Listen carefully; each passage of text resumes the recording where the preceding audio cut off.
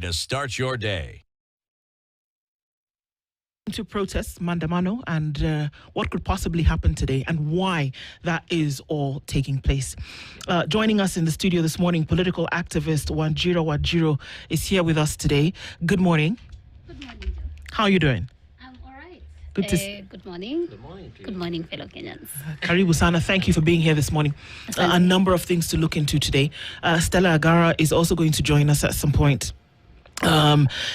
She is one of the people who said, you know what? And I would like to hear her say when she comes. She said, by all means, if what you were promised is not happening, you have every right to come out and protest about it, because maybe that is the language that anybody is going to listen to. But as we do, we normally look into a proverb from a different African country. You know this. And we're going to put you to work this morning. The proverbs this week come from the ancient and modern society of Egypt. And it's, like I said, a beautiful marriage between the old, the traditional, I don't like to use the word old, but the ancient and traditional society and the new, novel, modern society, a blending of both cultures. And the proverb for today, interestingly enough, is one that I think, I thought about it later and I was like, okay, this kind of makes sense for me. So the proverb today, Wanjiro, is... Oh, okay, where did it go? If you I've lost it swallow even. the soup. What's wrong with me? Okay, just a minute here, and I'm just going to get it in a minute. It disappeared, and I don't know where it went. He who burns his tongue from soup will blow in yogurt. He who burns his tongue from soup will blow in yogurt. That's interesting. He who burns his tongue in soup will blow in yogurt.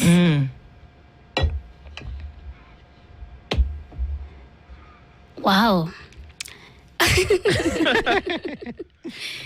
He who burns his tongue in soup will blow in yogurt. So soup must be something nice, right? But yogurt is also nice, Isn't it? Yeah. So I am struggling to understand how they will. He who burns his tongue in soup. Assume the soup is hot, so it's burning your tongue. Okay, okay. I get it. Good. So if you burn your tongue in soup, then you're going to look for the yogurt. There you go. It was going to come. So if you would take that and apply it somewhere else, how would you do that? If you find yourself in hot soup, you're going to have to try and divert to what's going to calm down the situation. And I think this applies to the government of the day. They are in hot soup with the people of Kenya right now. And they better find the yogurt. To cool down the heat. To cool down the heat. Because Amazing. It's very hot. It's very hot at the moment. It's very hot. We are very angry as Kenyan citizens. Okay, well, let's get into that a little bit, shall we? Yeah. Why? Why are Kenyans angry at this point? And it's interesting because I'm looking out the window to my right and it's coming down in sheets, this rain. And you said something when we started when we started this, and you said, does the government even control the weather? Yeah, because I'm beginning to notice a pattern that every time we are coming out to protest, there's a little bit of challenge with weather. But today it's like coming down heavy. And I just ask myself, wait a minute, could they also be having a hand in this? I mean, there have been claims of weather manipulation. So could this be... Have they finally gotten it? I can see your conspiratorial self is coming out to play today. Why are Kenyans angry at this point? And is it a new anger, or is it an anger that has been there for a while under the surface, but then this presents an opportunity for it to come out? And do you remember we had the protests, Finance Bill 2025, because of overtaxation? And a lot of young people actually died during that process. And our hope was that the government would listen. I mean, there were very serious actions towards government representatives. Some of them, their businesses were affected, their offices were torched. But come 2026, nothing has changed. It has probably gotten worse. We are having a fuel crisis that has been orchestrated by this government. The G2G government deal that was supposed to subsidize fuel prices has made it even worse. Our healthcare system is pathetic. Doctors on XTL have been highlighting the crisis of healthcare. 2 young Kenyans were shot dead in Embu for protesting the state of Ishara Level 4 hospital. We're angry because police brutality has continued to be a thing. Overtaxation has continued to happen. Parliament has continued to be captured by the elite. Cost of living is not coming down. And on the other side, the government is still stealing billions of monies, wasting resources. There's the SHA, 15 billion. Kindiki is spending millions of money on helicopters. Oh my God. It's outrageous. It's enough to get anybody angry, isn't it? And then Gaucho is now a board member at Mama Lucy Hospital. Like the government is saying Kenyans for a joke. It's almost like they're inciting us to go to the streets. And this time round, Kenyans are saying, we don't even want RT reforms. We don't want RT, we're rejecting fuel prices. We want this government to go. These fuel prices are just like a starter, like just to have people. You remember like how June 18th for Reject Finance Bill was the first day of the protest. Today was supposed to be that day that ignites the new wave for Ruto must go, because we've had it up to here. Okay, so you've laid the ground as to why Kenyans are angry and saying, you know what, we're going to come out into the streets. Stella's here. Good morning, Stella. Good morning. How are you doing? Very well, thank you. How are you? Fine, thank you. Good to see you. Good to see you too. Karibu sana. Asante. We're thankful that you could join us today.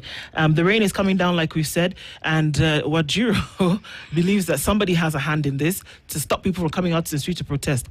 The last time you were here, Stella, you said something to the effect of, absolutely, if the government is not doing what it's supposed to do and what it said it would do, 100% you must protest, you must speak out, you must say something. Do you still hold the same view?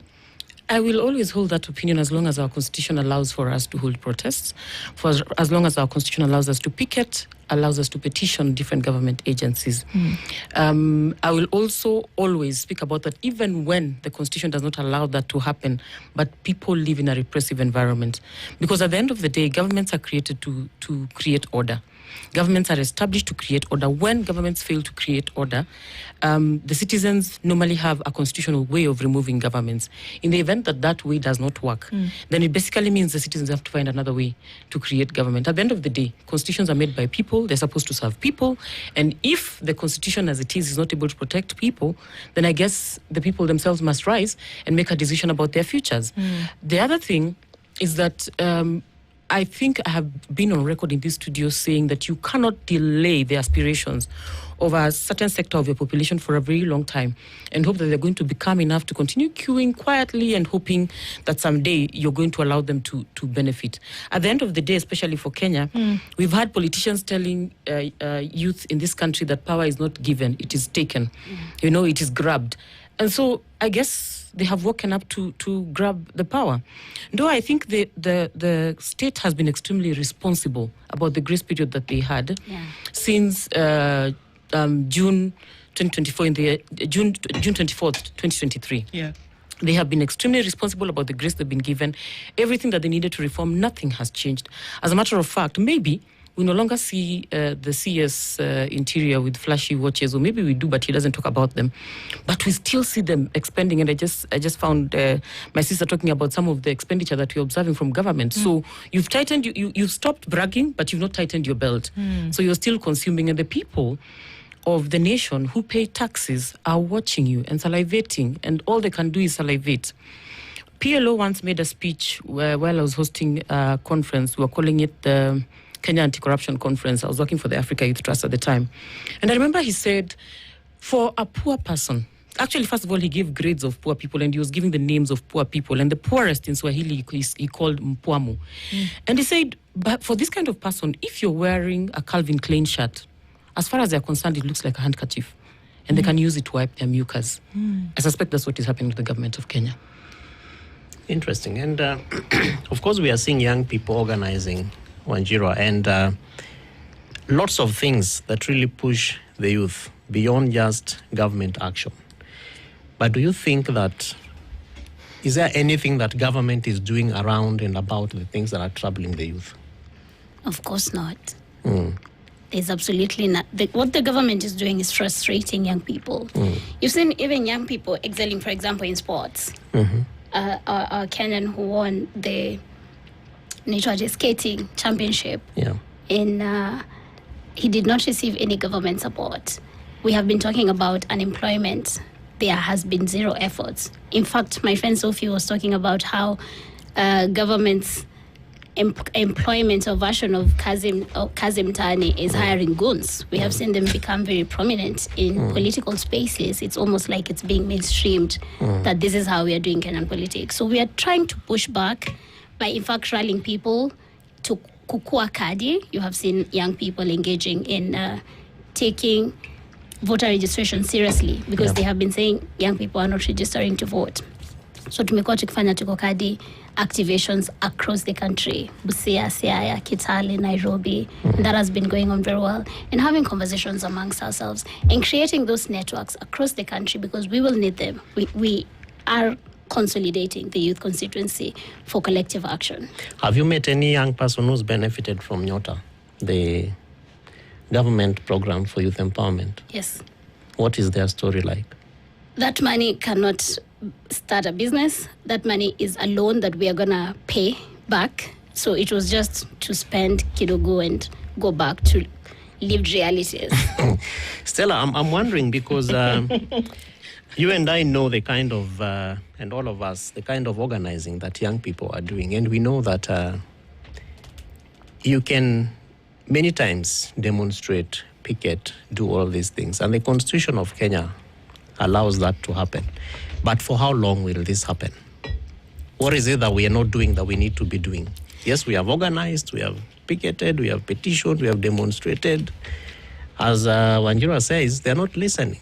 They're just going on with their businesses. But for how long will this continue to go on? First of all, let me start by celebrating the fact that you have not asked me the question about Nyota. Because I will ask you another one. because I am privy to some privileged information that may be very discouraging to this nation on a day when you're fighting a different battle about fuel. Yeah. But this is what I'll say. You know, sometimes the struggle is not short. And the good thing with you, Osido, is that you were here when we were fighting for our constitution. Yes. And for some of us, it was our first even attempt at ever fighting for anything in this nation. And we were so proud to be associated with the fight for the constitution of Kenya. And I think we were not playing the biggest role. There are people who played bigger roles. And for most of us, millennials, we saw Njoya being beaten up next to a pavement. And someone truly clubbed that man properly. Close to a church. And you didn't need to be there to know that the man was in pain. But he took the pain and we managed to get a constitution as a result of the pain he took. And there's a list, a raft of procedures that were taken by different people, actions that were taken by different people in order to get us to the place where we are right now. We made a mistake. We elected a government that was determined, continues to be determined to mistreat Kenyans. And so, unfortunately, one of the things that must happen is that we must continue to, wriggle in this struggle, and we're trying to wriggle to create room, first of all, for us to maneuver. Then once maybe we get our heads up in the air and we're able to grasp some oxygen, we are hoping that we're going to break this tent and ensure that we are standing outside in fresh air. How long will that take? I cannot dictate. What will dictate how long that will take is the anger of Kenyans, is how thirsty Kenyans are for change, and what kind of action are they willing to take to reach that level of change.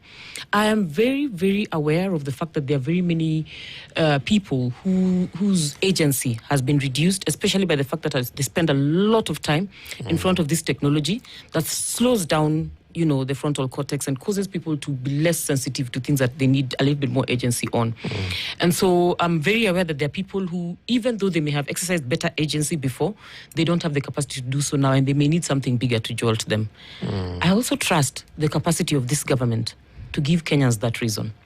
Because I found Wanjira just talking about the number of things that are going wrong, and how each one of them is extremely jolting. But then for some reason, they keep finding a new way to upset Kenyans. So I trust this government 1,000% to find something that is going to upset Kenyans so bad that they're going to overturn this government. One thing I know for sure, either action on the streets or action on the knees of Kenyans is going to send this government home. Do you think that protests, mandamano, work? The first place I'll go to is the OTNOP campaign, and I'm not going to discuss the OTNOP campaign in detail because I want to bring it back home. You have a people who have been repressed for a very long time, and they make a decision that they want to go out and protest, and their government is pushing back. And for those people who are familiar with it's called OTNOP or OTPOR.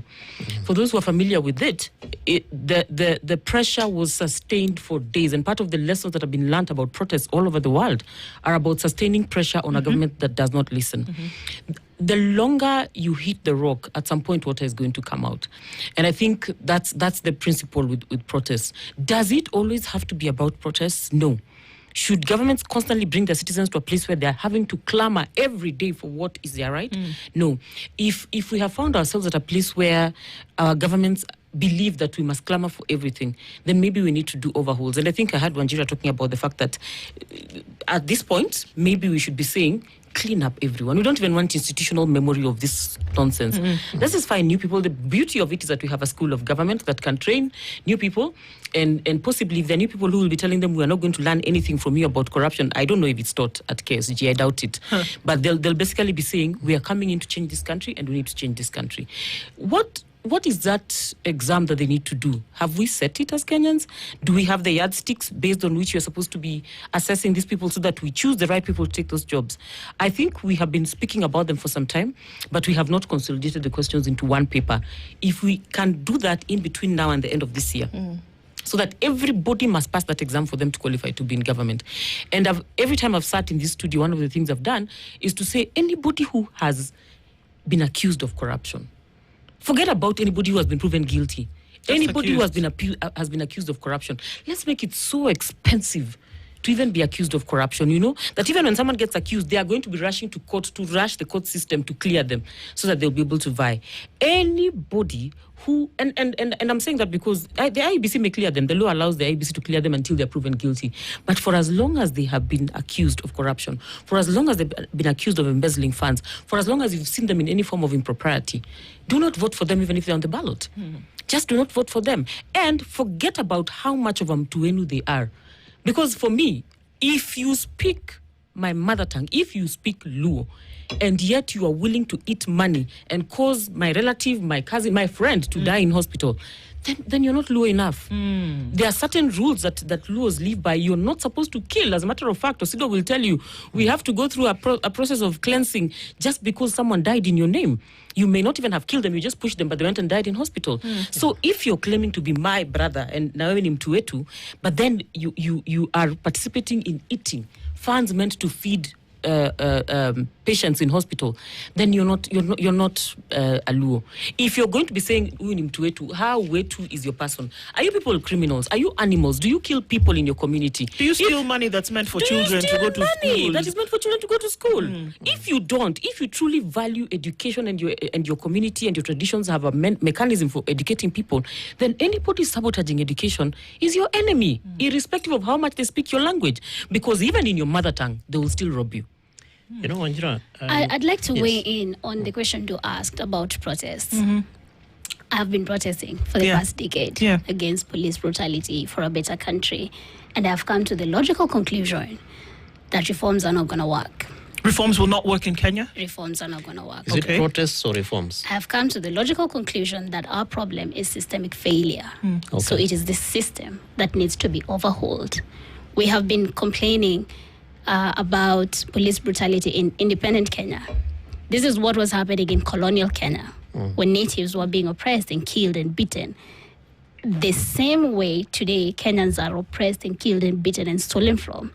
So today's Kenya mirrors colonial Kenya. So what we need to do is birth a new republic of Kenyan people for the Kenyan people where we can breathe. We feel so choked by this Ruto's administration. So as we talk about this choking, and today we are focusing on back to the streets, what are the new demands? It's today, it's starting today. What are these new demands? Ruto must go continues to be the number one demand, to be very honest with you, because we have seen issue-based protests do not yield any results. Okay. Yeah. So it's interesting because somebody gave, and I think it's interesting because she's going to come here later today, and she said, you know what, right now, because explanations have been asked of the president himself, that if all you're saying is that Ruto must go, surely you must have something else to say. And it's interesting because she said, you know, well, we're going to liken it to the 1-year-old in the room who is causing havoc. You're not having a conversation with this 1-year-old and saying, why are you doing this? Because by the time you know they've pulled this, the thing is hanging, the chandelier is hanging, what you need to do at that moment is get the child out of the room. And then now you can start to fix things, or you can try. Is this the analogy that you would use to say we can't have let's remove what could be the cause of the problem from the room first, then we can discuss other things, because the damage continues to be so bad? Absolutely. Absolutely. I want to agree with that analogy, because Ruto has proven to Kenyans that he will not, never, ever listen. No, as we speak right now, the fuel that's out there has sulfur levels 4 times the agreed or the accepted amount, meaning we're putting Kenyans into risk. This is by intention, by design, because they want more money. I mean, our healthcare system, the corruption that goes in there is murder for the Kenyan people. I mean, the situation for Kenyan people continues to deteriorate. So we cannot continue sitting pretty and waiting. We need to get this toddler out and fix what needs to be fixed in the room. And because Kenya is a democracy, they will say that, hey, the president can go in three, it's actually 3 forms, either by natural attrition, by impeachment, or by election. And now we have a very gracious moment for young people to organize themselves around the voter registration process. How is that going? I'm sure you are part of the Nikokadi crew. Yes, I am. How are they organizing to ensure that Ruto must go is through the ballot, if that is probably the way out? So there are 2 ways for us to take Ruto out. The Maandamano way, which is enshrined in Article 1 of the Kenyan Constitution. All sovereign power belongs to the Kenyan people. So if all Kenyan people decide on Friday morning or on Tuesday morning, all mothers, all young people, all children, all men, everybody who cares about this country will be on the streets on this day until Ruto is gone, we are covered by the Constitution of Kenya to exercise that. Secondly, even when we do that, we are still going to have to go to the ballot. We are still going to have an election, which is why we are rallying young Kenyans. Kuchukua kadi, kupiga kadi, na kulinda kadi. We're also having civic and political education. I was in Nyanza region, which is the broad-based government, and we had to have a lot of conversations on why it must be 1 term and Ruto must go.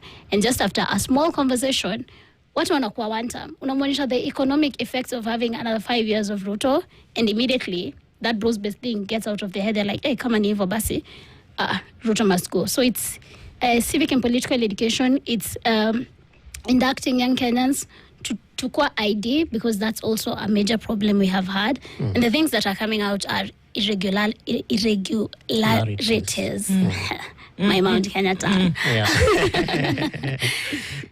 With the IEBC, tunapata, some people are going to register as first-time voters, and they find they have already voted in the system before. So this is something that IEBC is going to have to address. People who are dead are still in the voter registry. That is something IEBC is going to have to address. So as we are doing Tukokadi, we are finding some things that we are raising with IEBC to address that before we go into an election. Yeah, and Stella, talking about the elections and young people, we saw in 2022 that about 8.2 million youth did not wake up to cast their votes. And right now we are seeing this, I would call it the excitement. In other quarters, they would say the hula baloo around Nikokadi, let's do this thing. Are these people going to wake up to cast their votes in 2027? August, second Tuesday?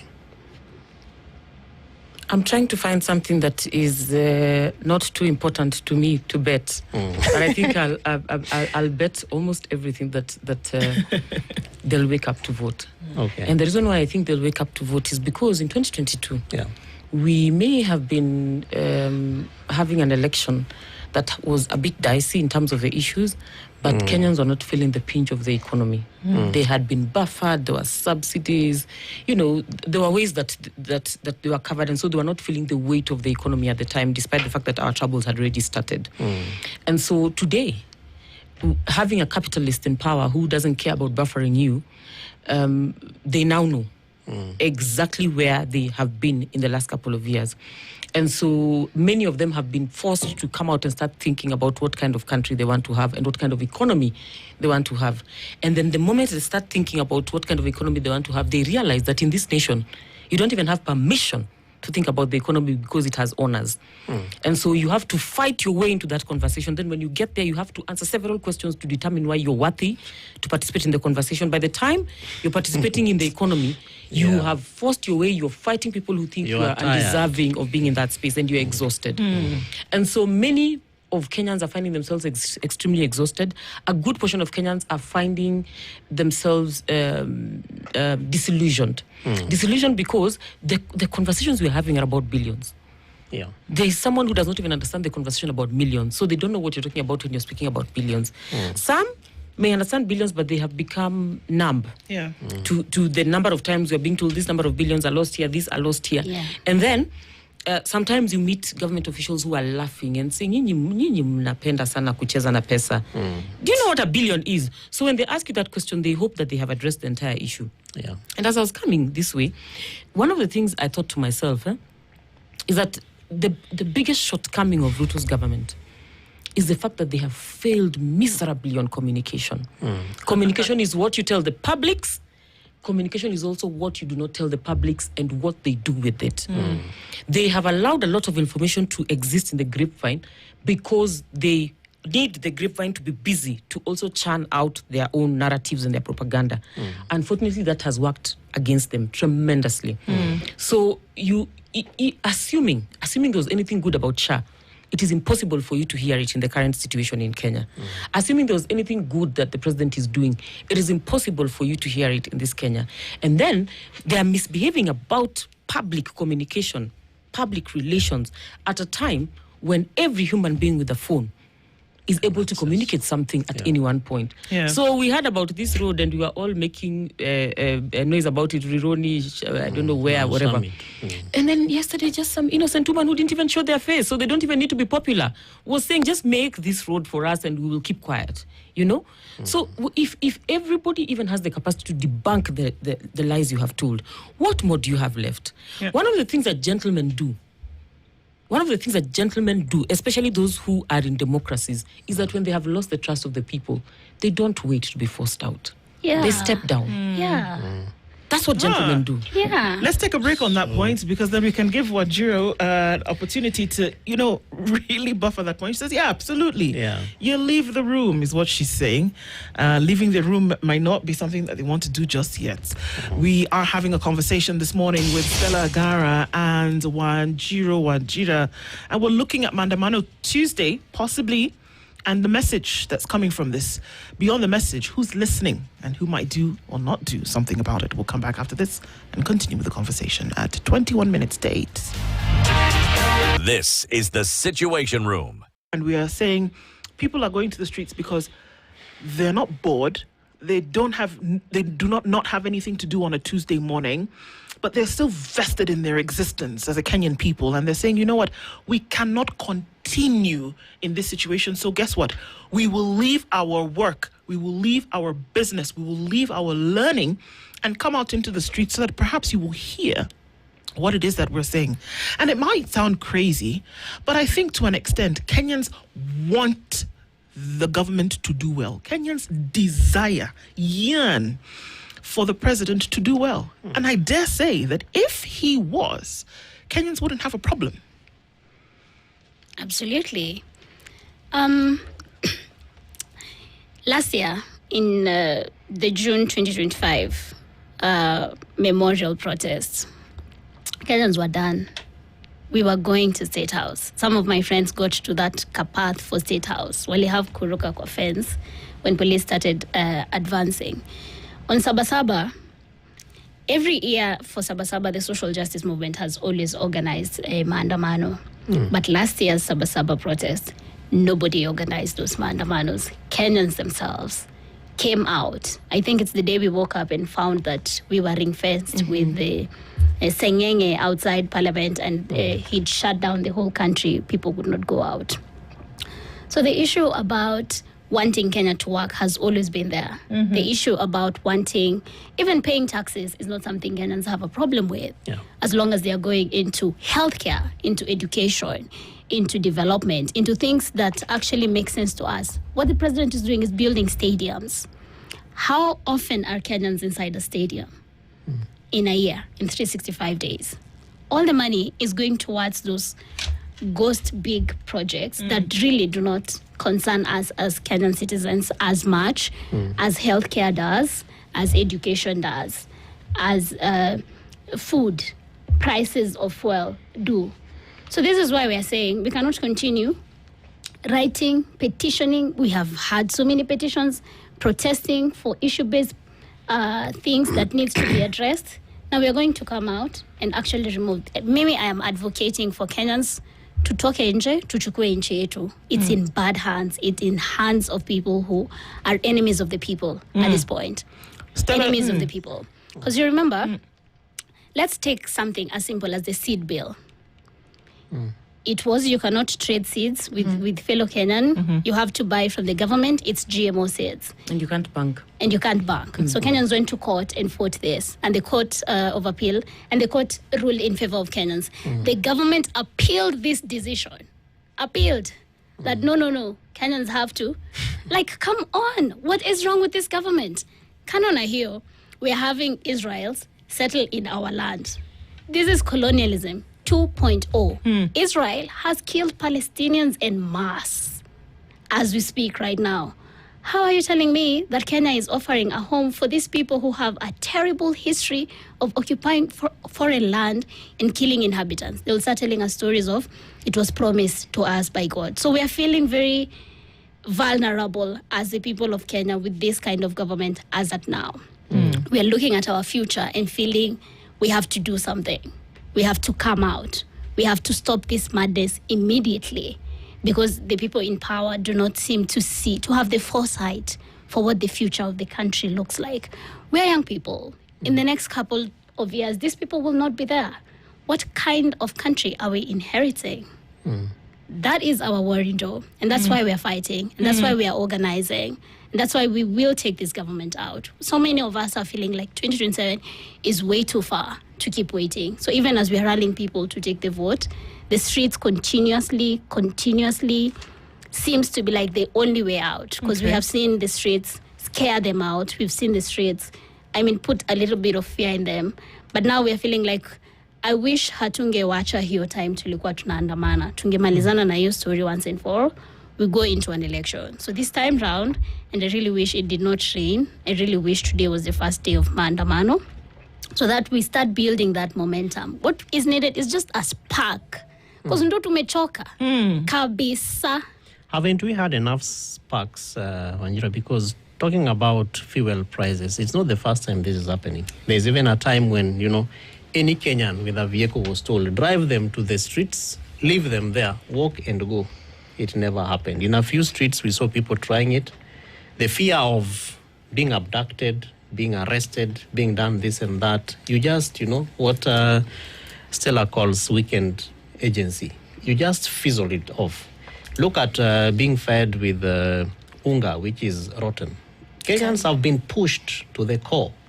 Look at the kind of mercury in sugar and mercury that we've been fed with. Kenyans have been tried and tested, pushed to the end of it. Aren't there better sparks? Isn't there a moment when Kenyans will say, Sasahi, enough is enough? Every push adds fire. Every push adds fire. Every push adds fire. And there's no way you can expect to continue oppressing people they will snap at some point, and the snap is coming. You cannot continue stepping on my toe and stepping and stepping and stepping. I will slap the shit out of you at some point. And you know, Sido, Yes, please. the strange thing is that I gave the example of Otnop. The breaking point was the Asian financial crisis. Yeah. And then you move to Tunisia and you realize the breaking point was one hungry, angry man who just decided to ban himself. So as you move, you realize even in Somalia, it was women getting up and saying, no, we will not take this. So at the end of the day, you don't know what the spark will be. And by the time people are reaching the place where they have tried everything to the point that someone just decides he's going to ban himself and a revolution happens, none of them knew that it was someone banning himself that was going to do it, because the country had gone through all kinds of shakings. So even for Kenya, it's not possible to predict what it is that is going to cause or cause us to reach the breaking point. And that's why I keep on saying that the president is playing around with very delicate situations. And I would have said that maybe the national intelligence is not briefing him effectively on the danger of what he's doing, but I think he's fully briefed. He has just decided that he's enjoying this game better when he's playing with fire. Yes, he's enjoying playing with fire because he's a consumer of raw intelligence, and yet he continues to play with fire. In the year 2023, we were saying that if we do not take care of what we need to take care of, protests are going to be happening in 2024. In 2024, there were protests. They are growing bigger by the day. There has been a lull, and in that lull, the question that Du was asking, Kenyans had actually given them time. Are you saying you want time? Here is time. Do what you need to do for us. During that entire period, you're just making things worse. So one of the things that they're doing is allowing Kenyans to reach that breaking point. Nobody knows what it is. And sometimes it's a combination of opportunity, fate, God, and everything, that then the nation comes to that place. And I don't think we are far from that. Do you think there is a need to have a plan in terms of, and this is interesting because I read a very interesting quote the other day, and it said that tradition and revolution cannot exist in the same space, that you cannot do things the same way over and over again that you've done for the longest time if you want some kind of change to happen. And it would be interesting for us to be philosophical about things, but then we also have to look at the reality on the ground. That day after day, we cannot have people complaining, because I sit in this space as a journalist and I say, well, it's my job to report about things factually. It's my job to inform. It's my job to take information and relay it, factual truth. But it doesn't mean that we exist out of the reality. That Kenyans every day cannot be crying about the state of things because they don't have anything else to do. That at some point, it must be real. That somebody has a problem. I mean, look at it. What are we talking about? Teachers are saying, we're not going to teach next week. If we can't go to hospital and get treated. It's not brain surgery. It's that they want to go to hospital, get treated, and not have to pay more than what is already being deducted from their salaries. It's that parents who are going to term 2 and whose second term fees has been increased 100%. Guys, it's not a joke. Without warning. Without warning, 100% increment. That you are paying 18,000 shillings in term 2, and you are going to pay 37,000 shillings in term 2. And how do you get that information? Your son and daughter come home at the end of term 1 with the fee sheet. So this is what we're talking about. This is the reality, that people are saying we cannot. That people will walk to work. People will park their vehicles because they cannot afford the fuel, and that everything else is affected because of this fuel. So it cannot be that we exist in this continuum and then not look at the reality and say, okay, am I going to keep reporting on the facts? Or are we going to take into consideration what's actually happening in the atmosphere?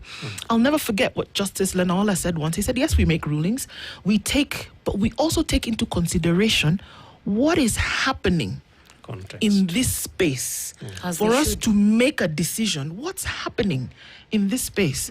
So when you say mandamano, protest has got to work because of what's going on, there are those who are saying at this point, well, what's your alternative? Is it, and that goes, I started off, is it necessary to have that alternative in mind and say, well, this has got to go and this is who? Is it necessary to know right now who the person is or who the people are who are going to come in and fix the situation? Or do you just say, no, this situation right now just needs to end? You know, Both of you, yeah. one of the conversations I was having 2 weekends ago, I was invited to one of the Tukokadi mobilizations. And I remember when I was asked to speak to especially the buddies who are in the space, I told them that if anybody asks you, you're saying Ruto must go so that who can come in, I told them, tell them me. Yes, because I have been telling everybody that you don't know where that narrative of who then will come in when he leaves came from. You can't trace it. You did not discuss it in a boardroom, which means it came from the man you're trying to remove. And he's trying to render you powerless by speaking to the inner you and telling you there's nobody else. Just get used to the idea of me. So that is one. Number two, many times when you're fed up, and you're fed up before the constitutional period or tenure of your leader, it means that something else must happen. The beauty of it is that our constitution anticipated those kinds of things. And so there are mechanisms through which you can create a transitional arrangement as we wait, as we think, as we breathe.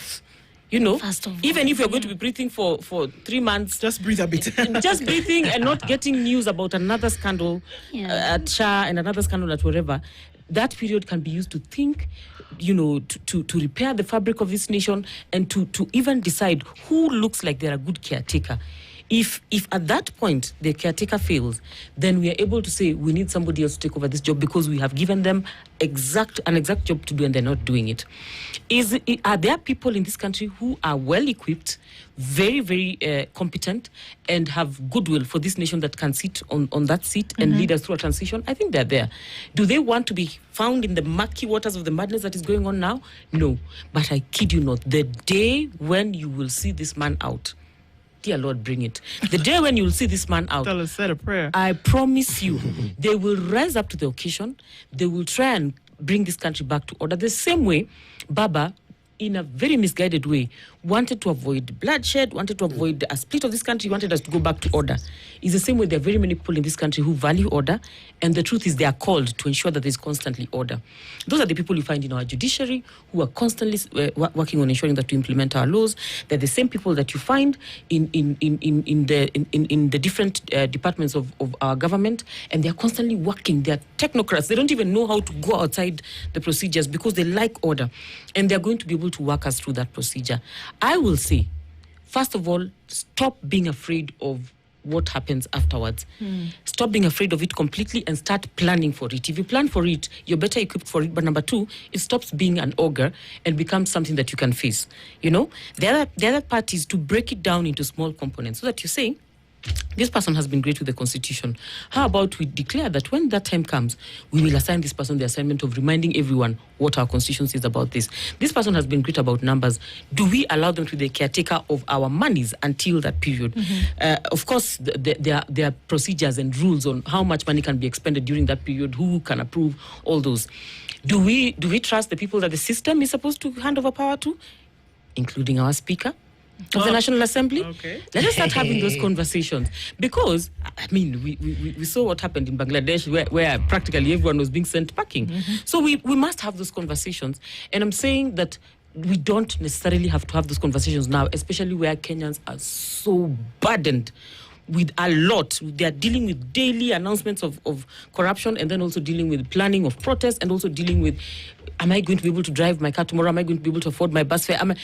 Will I be able to even give birth in a hospital, or I have to give birth outside? You know? Yeah. So they're dealing with so much. I think burdening Kenyans with everything at once is falling into the trap that this government has created. One of the things they do the best is to give us so much to worry about, so that we don't even have time to strategize. Stella, is that moment even possible? Because if you look at the Constitution and how it is properly guarded and guided, in the absence of the president is a deputy president. In the absence of the deputy president is a speaker for 90 days. How possible is it to even have a caretaker government, despite, of course, or rather including the kind of profiles that you're painting, judiciary, this and that, AG? How possible is that? Because if you look at jurisdictions that have gone the caretaker government, there have been either coups or serious protests like Bangladesh, where actually the person that was being hunted had to run away. But in this, properly guided constitutional democracy, how possible is it to have a caretaker regime? The constitution must always anticipate order. The constitution must be designed to make sure that there's order and the order is foolproof. So the constitution does not prepare for the day when order will not exist. But when the constitution fails to deliver that order for our people and they decide to go extra constitutional to be able to create a new order, one of the things that happens is that the people must sit down and agree on how that order is going to be restored after the danger that they consider the danger towards them is removed. So I can assure you the Constitution of Kenya as it is does not anticipate that we're going to come to that place of disorder. As a matter of fact, they are hoping that all those safeguards they have put will constantly leave us in the hands of the Speaker is a caretaker. He is not a president by any means. As a matter of fact, even the powers he exercises are very limited if you read our laws. So you realize that all those people are caretakers, but in the event that all those people are not trusted, we have also seen that it has happened in other places where they were not allowed to even see the light of day and they had to run out of the country before a caretaker government was set. So that moment will come. It'll come. The question is when. The question is when, and the question is who is going to shepherd us through that period. And I don't think it is far.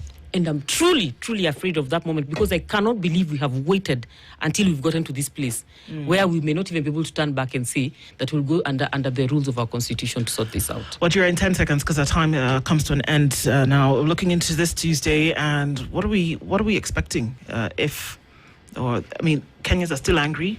The rain is coming down, but that doesn't stop what has resonated in the minds of people. Yeah, I think there might be protests. I think Kenyans might come out to protest, but I am sure June 25th is the day Kenyans will be on the streets. Luckily, there's always days. There's also Saba Saba. Yeah. Luckily, we have created a very good culture of resistance, and on days when we know this is when to take care of business. So my urge would be to ask Kenyans that we mobilize ourselves, at least on June 25th. We all come out and say, put an end to this. Let's put an end to this, guys. It's insanity that's going on. June 25th, kila mtu atoke maandamano. Stella Gara, 1010, thank you for being here with us this morning. Looking at some of these things necessary to do and necessary to talk at 2 minutes past 8. Good morning. Thank you. The latest news from around the world. 94.4 Spice FM. This is the Situation Room. The only way to start your day.